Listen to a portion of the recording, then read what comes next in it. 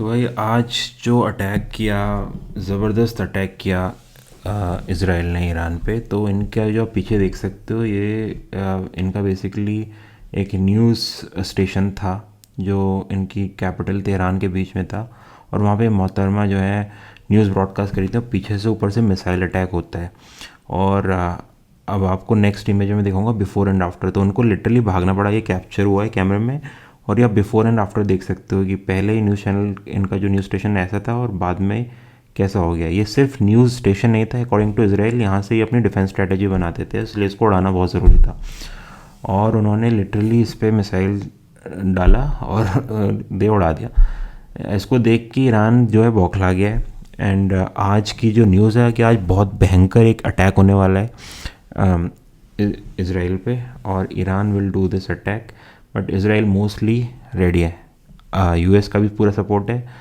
और बार बार ये लोग कह रहे हैं इसराइल वाले कि हमारे पास Pakistan will support us if Israel explores a nuclear option against Iran. मतलब उनको डर यही है कि अब वो क्योंकि अटैक करेंगे अपनी इज़्ज़त बचाने के लिए, अगेन मिसाइल अटैक। और इनकी जो बिग असली वाली मिसाइल्स हैं ना, अभी वो उन्होंने यूज़ करी ही नहीं है, जो इनकी लॉन्ग रेंज मिसाइल्स हैं। तो अभी ईरान आज और आने वाले टाइम में लॉन्ग रेंज मिसाइल्स यूज़ करेगा। और उसको सबसे बड़ा डर यही है कि इसराइल गुस्से में आके कहीं न्यूक्लियर ऑप्शन यूज़ ना कर ले।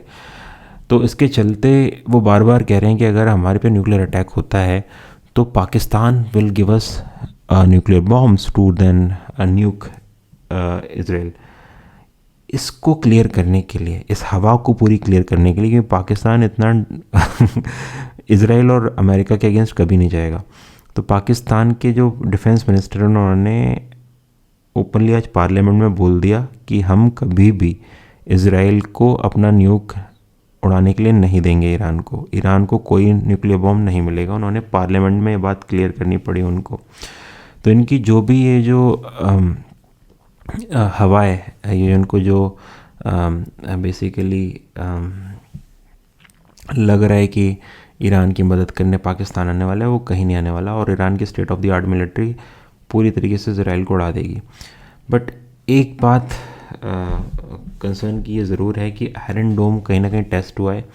कुछ मिसाइल्स आयरन डोम को एस्केप करके इसराइल पे गिरी हैं, और जिसकी वजह से इसराइल को डैमेज हुआ है। अकॉर्डिंग टू द दूरदर्शन का आर्टिकल, इसराइल के क्लेम कर रहे हैं कि अराउंड 20-22 लोग मारे जा चुके हैं। वहीं पे ईरान क्लेम कर रहे हैं उनके 250 लोग से ज़्यादा मारे जा चुके हैं इस कॉन्फ्लिक्ट में।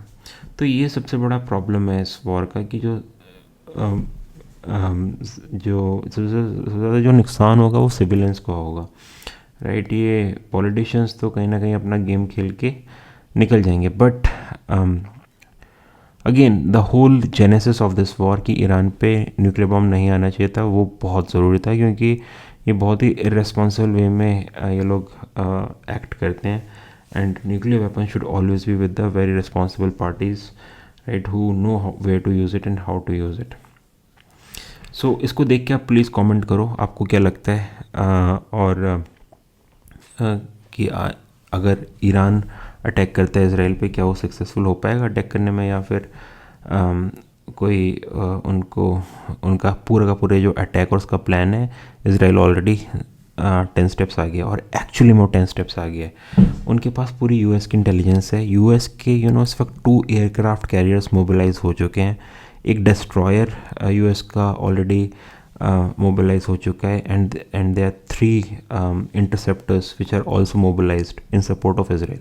सो आधा इंटरसेप्शन तो अब यूएस के जो एयरक्राफ्ट कैरियर्स हैं और जो इनके लॉन्ग रेंज क्रूज़ हैं वो ही कर रहे हैं। बट फिर भी ईरान पूरी कोशिश करेगा अपने ड्रोन्स को यूज़ करने की। एंड वॉर का आज ये 5वां दिन है और वॉर बढ़ती हुई लग रही है आगे। देयर इज़ नो साइंस के भी वॉर जो है डीएस्केलेट होने वाली है। कहीं ना कहीं पाकिस्तान और सारी कंट्रीज़ जो है मिल कर के ultimately Pakistan will align with US, और कहीं ना कहीं वो इसराइल को ही सपोर्ट करेगा। ईरान को कोई सपोर्ट देखता हुआ मिल नहीं रहा है। इसराइल ने एक बहुत अच्छी चीज़ जो करी थी इस पूरे वॉर में, वो उनकी जो प्रॉक्सीज़ पे पहले अटैक किया था। तो आई थिंक ये स्ट्रैटेजी पहले से ही कहीं ना कहीं इसराइल बना रहा था।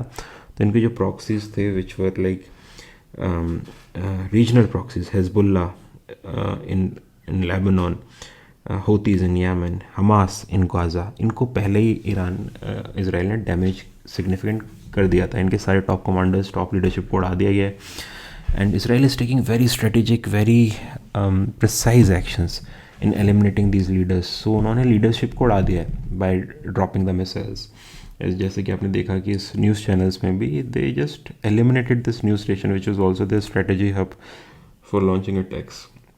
तो इसके चलते Israel is having a very very very higher hand on Iran. And technology के आगे जो ईरान के जो 8 लाख सिक्योरिटी गार्ड हैं, वो इसराइल की टेक्नोलॉजी के आगे और उनके फाइटर जेट्स 600 से ज़्यादा उनके जो advanced 5th generation fighter jets, उनके सामने कुछ भी नहीं है. Israel will demolish Iran. और ईरान को ये बात कहीं ना कहीं अब समझ में आ जानी चाहिए. उनकी लीडरशिप को चुपचाप से बैठ जाना चाहिए, वरना वो उड़ाएंगे तो उड़ाएंगे. और वहाँ पे जो उनकी इसराइल में पूरी की पूरी जो जनता है, जिनको सप्रेस करके रखा है वहाँ की लीडरशिप ने, उनको पूरा का पूरा वहाँ पे सिविल वॉर होने के बहुत ज़्यादा चांसेस हैं और रजीम चेंज होने के पूरे चांसेस हैं. यही इसराइल चाहता है. तो I don't know why Iran is doing this missile attacks which is basically going to ultimately harm Iran, because Israel को कहीं ना कहीं मौका मिलेगा to further hammer Iran if they continue attack.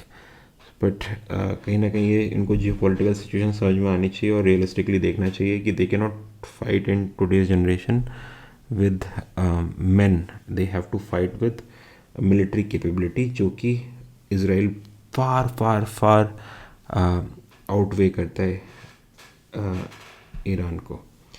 So comment में ज़रूर बताइए आपको क्या लग रहा है, ये वार कहाँ जा रही है. बट जहाँ तक है, आज के अगर अटैक होता है तो उसका रिटेलिएटरी अटैक तो बहुत ज़बरदस्त होगा इसराइल की तरफ से. और इसराइल बैठने वाला नहीं है. They are taking very precise and very strong actions in terms of their attacks. They are not like Iran की हवा में छोड़ दिए इतने सारे missiles. No, they are taking very precise attacks. Okay, so comment ज़रूर करिए, बताइए आपको क्या लग रहा है, कहाँ जा रही है वॉर. और आपको भी लगता है कि इसराइल ईरान को मज़ा चखाने वाला है.